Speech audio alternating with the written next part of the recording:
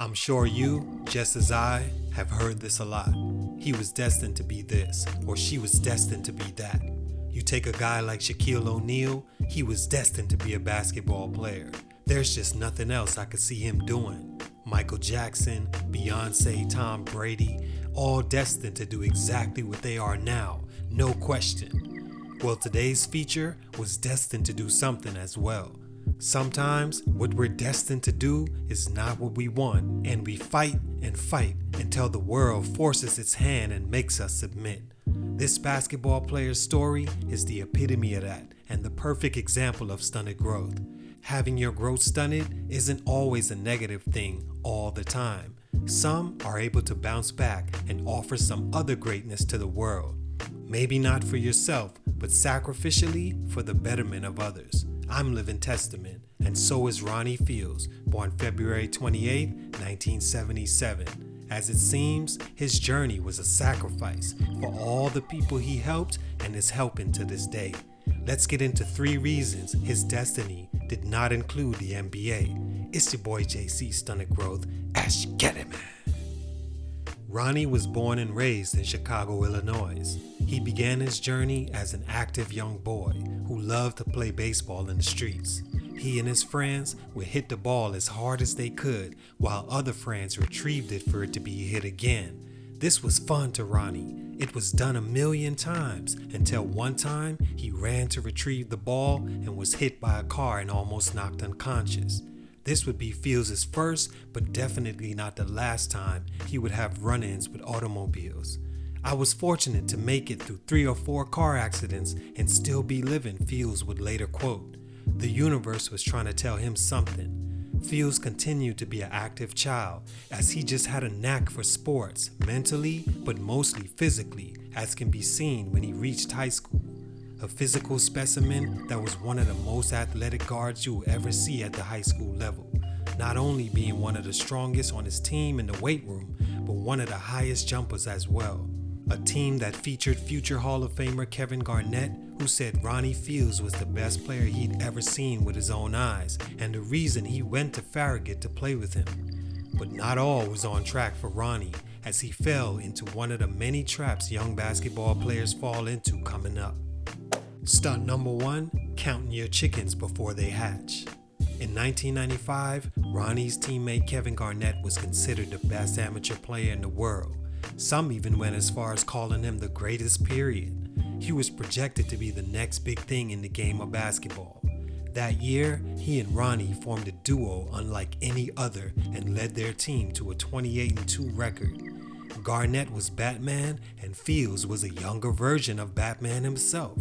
Kevin skipped college and turned pro, where he was the number 5th pick in the 1995 draft and went on to be a star and champion. In the following year, everyone was excited and just knew it was going to get even better because next up was Ronnie Fields, the guard version of KG. That meant even more exciting, just a little younger. That was scary. Everyone knew he was going to the league and treated him as such. He would go to restaurants and they would refuse to take his money. He would show up to the court to play pickup and kids would be in line waiting for his autograph. In his words, it was like being in the NBA without the pay. All that's cool and all, but the one thing that seems to be the detriment to young ballers with the talent and fame Ronnie possessed was the girls. According to him, they were everywhere. Fields began to think he already made it before he even seen an NBA check. Now completely bought into the hype and started living his life focusing on 2 things, basketball and women. A very bad mixture, because chasing after cats will always lead you down a dark alley, and that's exactly what happened to Ronnie. To begin his senior season, Fields was spectacular and was thought of as the best player in the country, neck and neck with Kobe Bryant. But while Kobe was focused, Ronnie was living like a pro baller that already made it, enjoying the fruits before his labor. This attitude and perspective led him to hanging out all hours of the night, allegedly heading to meet a lady friend, and at about 1:15 a.m., February 25, 1996, 1 week before the city playoffs, he lost control while driving a rental, spun out, crashed, and woke up in the hospital. He had broken his neck and was almost paralyzed. Up to that point, Ronnie on the basketball court was averaging 32.4 points, 12.2 rebounds, 5 assists, 4 blocks, 4 steals, and 4 dunks a game. A consensus first-team All-American and expected NBA draft pick if he chose to follow the Garnett route. This accident changed the future for him because I think it placed him in a position where the league was looking at him as sort of a liability. You can get in trouble while in the league and be fine, but getting in trouble and making these types of missteps before puts a huge black eye on a prospect. This situation would lead him to feel as though he needed to go the college route and prove himself once again. Had it not happened, he would have went straight to the league and his story would have been written a lot differently. Stunt number 2, you had one job. At this point, Fields was still considered a sure thing. Although he was in a major accident, he did manage to recover after missing some valuable time. The only thing Fields needed to do at this point was get into school. By doing that, he could showcase his talent on the big stage and also show scouts he wasn't affected by his past and was still one of the best young players available. And this brings me to the point where I hate to connect stories, but you see this happen far too often, where you wonder who's guiding some of these guys, man. Guidance is so important. No one's to blame half the time either.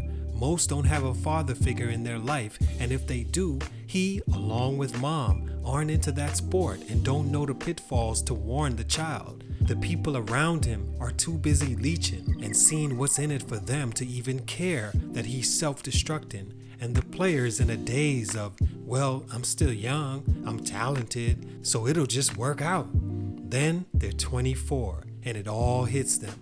For Ronnie, he didn't have the smarts to realize what was at stake, literally. Fields committed to DePaul University, his hometown college, a strong school in his time, and one that could have propelled him to his dreams. But academically, Ronnie failed to qualify and was denied admission just days before classes were scheduled to begin. This meant he couldn't attend school and also meant another black eye to his reputation and career. It once again showed the NBA that this guy wasn't focused and didn't have anyone around him that were focused as well. No business is investing in that. What would be the next step? Well, for most, fight on and try to get into school at some point. Repair your rep and ball out, right? I mean, he was still young enough to do so. But that's where the third and final stunt would happen to Ronnie and put a nail in his chances. Stunt number 3, couldn't get right. I say that in past tense because as you'll later see, Fields' story does take a turn for the positive.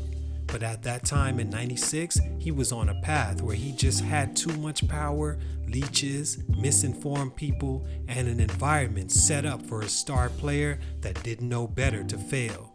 He just couldn't do anything right enough to fully fulfill anything. Good enough to jump straight to the league, not focused enough. Had a scholarship to a university, couldn't make the grades. Second chance to go another route, and then this happens. A few months after being denied entry into DePaul, Fields, along with a teammate and another man, were charged with trying to lure a girl to an encounter without her consent in an attempt to have sex with her. This is sad in so many ways. 1, you get no respect for trying to secretly run a train in my book. 2, as you can see, Fields was being used from everyone around him. They knew he could pretty much get any girl to do anything for him, and they used him, not caring what that would do to his reputation and future. And 3, Fields being so misguided and lost to not see what he was throwing away. He pleaded guilty to a misdemeanor sexual abuse charge and never did jail time for it. Although he escaped prison, that was the final black eye and enough for the NBA to completely give up on the once promising prospect that was supposed to join Garnett as stars in the league. Imagine the story that would have been, right? Fields would be drafted into the CBA, where he became the first player to lead the CBA in scoring and steals in back-to-back seasons, and ended his long CBA career as one of the leading scorers in league history. He also played overseas, the ABA, and is currently a motivational speaker sharing his story across the globe to young men and women.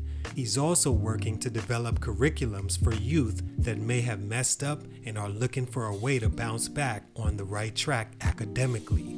All in all, Fields' story is an important one, and although it's one that didn't end in the NBA, it's the perfect story for anyone that wants to learn what not to do.